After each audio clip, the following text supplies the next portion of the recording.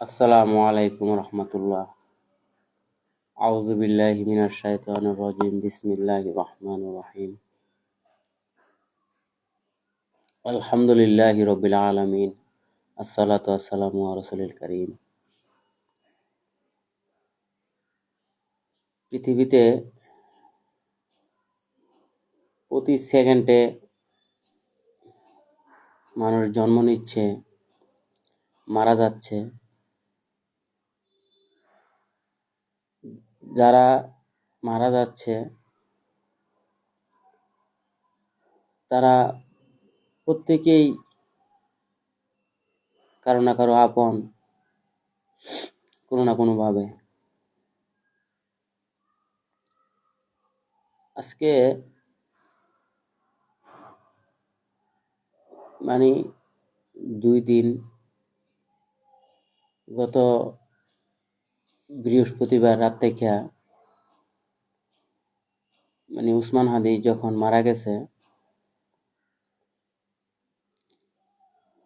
এটা শোনার পর থেকে উসমান হাদি গুলি খাইছে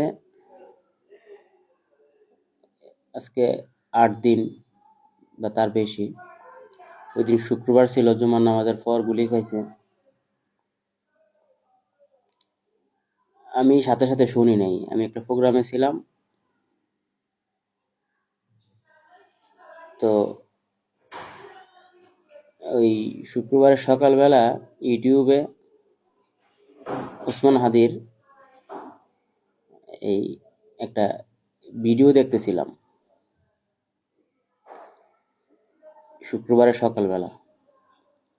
তো ভিডিওটা ওই যে ওর পকেটে একজন ব্যক্তি পিছন থেকে আইসা পাঞ্জাবির পকেটে একটা টাকার বান্ডেল পকেটে ঢুকাই দিছে। ভিডিওটা আমি মানে বেশ কয়েকবার দেখছি, বারবার দেখতেছিলাম রিপ্লাই করে। তো এমন অবস্থায় আমি ওই ভিডিওটা সরাসরি ইউটিউব থেকে বেরিয়ে গেছি। ভিডিওটা বন্ধ না করে আমি সরাসরি ইউটিউব থেকে বেরিয়ে গেছি। যে এর মধ্যে আর ওই দিন সারাদিন ইউটিউবে ঢোকা হয় নাই। সাংগঠনিক শুক্রবারে আমাদের সাংগঠনিক কাজ একটু বেশি থাকে। তো এর মধ্যে এই সন্ধ্যার সময় আমাকে আমার সাথে আরেকজন বলতেছে যে উসমান হাদিকে গুলি করা হয়েছে এই মাথার মধ্যে। তো আমি তখনও বিস্তারিত জানতাম না যে আসলে মাথার মধ্যে গুলি খাইছে বা কি অবস্থা আসল বিষয়। এখানে তখন একটা প্রোগ্রাম চলতেছিল সন্ধ্যার পর। প্রোগ্রাম থেকে আইসা এই এর মধ্যে আবার এশার নামাজ পড়ছি।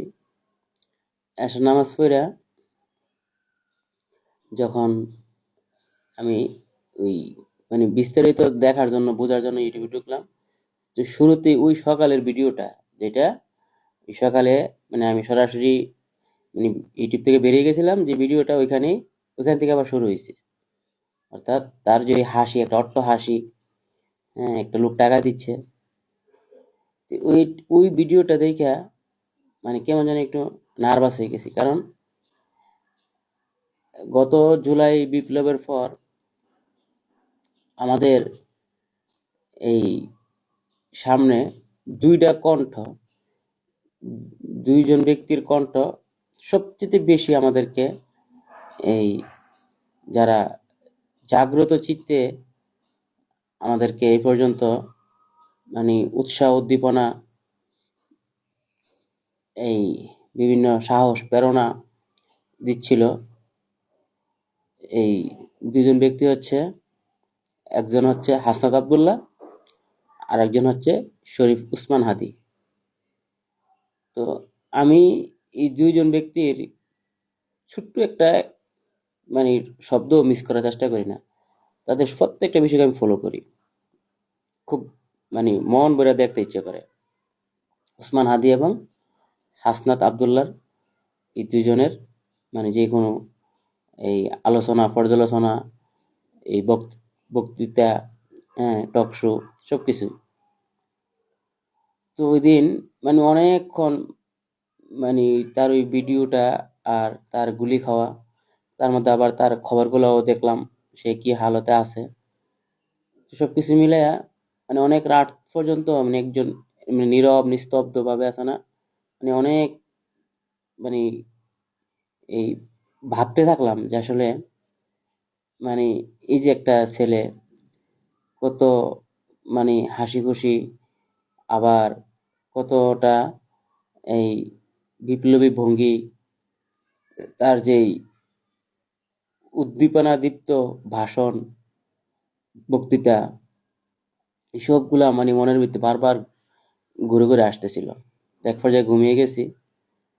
তো তারপর থেকে তো মানে সবসময় তার মানে একটু পরে পরেই মানে কি একটা ভালো খবর আসে কিনা, একটা ভালো খবর আসে কিনা। তো এক পর্যায়ে তাকে আবার এর মধ্যে সিঙ্গাপুর নিয়ে যাওয়া হলো। সিঙ্গাপুর থেকে সর্বশেষ আমরা যে তথ্য পাচ্ছিলাম যে তার ব্রেন কাজ করতেছে না, তখন আমি শিওর হয়ে গেছি যে সে আর বাঁচবে না। শিওর হয়ে গেছি বাঁচবে না, কিন্তু আবার মনে মনে এটাও চাচ্ছিলাম যে আল্লাহ চাইলে তো এই সবকিছু সম্ভব। এর মধ্যে গত বৃহস্পতিবারে যখন সে মারা গেছে, এই রাত্রেবেলা যখন আমি খবরটা দেখলাম, দেখার পরে মানে একটা বিমর্ষ অবস্থা। মানে আমি আমার জীবনটা মানে অনেক কঠিন একটা জীবন। আমি এক মুঠো ভাতের জন্য, একটু এক মানে একটু বসার জন্য, একটু শোয়ার জন্য প্রত্যেকটা জায়গাতে আমাকে অনেক সংগ্রাম কইরা চলতে হইছে, চলতে হয়। এই জন্য আমি খুব সহজে আমার মানে ইমোশনাল হই না এবং চোখে পানি চলে আসে না। কিন্তু হাদির ওই মৃত্যু সংবাদটা শোনার পর মানে আমার মানে শরীরটা নিস্তেজ হয়ে গেছিল। মানে মনে হচ্ছিল যে কি যে আমার প্রেশার একদম ডাউন হয়ে গেছে। তো মানে আর কিছুই ভালো লাগতেছিল না। তখন থেকে এই পর্যন্ত এই প্রায় 48 ঘন্টা আমি চট্টগ্রামে থাকি। হাদির জানাজায় যাওয়ার মতো অবস্থা এই মুহূর্তে আমার ছিল না। আর আমরা যারা এই জামাত ইসলামের সক্রিয় কর্মী, আমাদেরকে অনেক নিয়ম কারণ মাইনা চলতে হয়। তো সবকিছু মিলে উসমান হাদি সে আমার সামাজিকভাবে কিছুই না, কিন্তু সে আমার আত্মার আত্মীয়, সে আমার দিনী ভাই। সে আল্লাহ যে কোরআনে বলছে যে আমি ইসলামের জন্য তোমাদের হৃদয়গুলোকে এক করে দিছি, একসাথে জুড়ে দিছি। কোরআনের ওই আয়াতরা সূরা আল ইমরান 103 নম্বর আয়াত। মানে আমি এই আয়াতরা গত কয়েকদিন ধরে বারবার দেখতেছিলাম। আসলে কিছু মৃত্যু, শুরুতে যে কথাটা বলছি যে প্রতি সেকেন্ডেই কত মানুষ মৃত্যুবরণ করতেছে, জন্ম নিচ্ছে, কিন্তু কিছু মৃত্যু বলা যায় না, কিছু মৃত্যু হারিয়ে যায় না। এমন একটা মৃত্যু হচ্ছে উসমান হাদি, যার জন্য মানে নীরবেই চোখের পানি ঝরে যায়। আল্লাহ ছাড়া কেউ দেখে না। আল্লাহ উসমান হাদিকে জান্নাতের উঁচু মাকাম দান করুক। দুনিয়াতে তার সাথে দেখা হয় নাই, আল্লাহ যেন পরকালে তার পাশে দাঁড়ানোর সুযোগ করে দেয়। তাকে যেন হাসরের ময়দানে জড়িয়ে ধরে বলতে পারি যে আমি তোমার একজন ভাই।